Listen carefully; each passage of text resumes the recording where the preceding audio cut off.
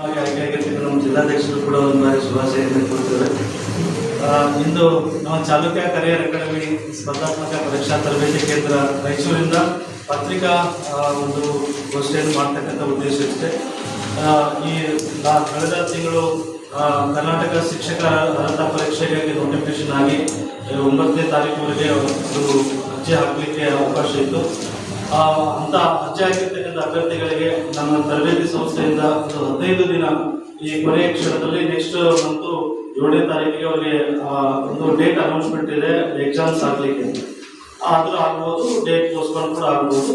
ನಮಗೊಂದು 15 ದಿನ ಟೈಮ್, 20 ಇಂದ 5 ವರೆಗೆ ಒಂದು 15 ದಿನ ಟೈಮ್ ಸಿಗ್ತದೆ.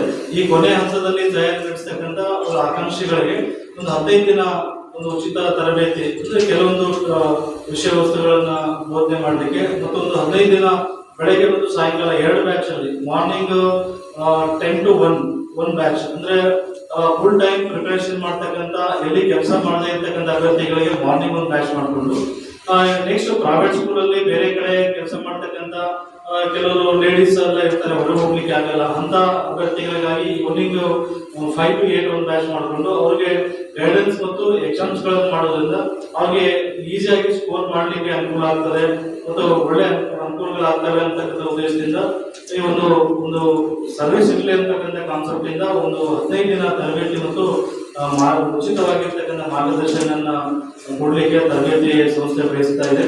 ಹಾಗಾಗಿ ಅಂತ ಈಗ ತರಬೇತಿಗೆ ಮತ್ತು ಪರೀಕ್ಷೆಗೆ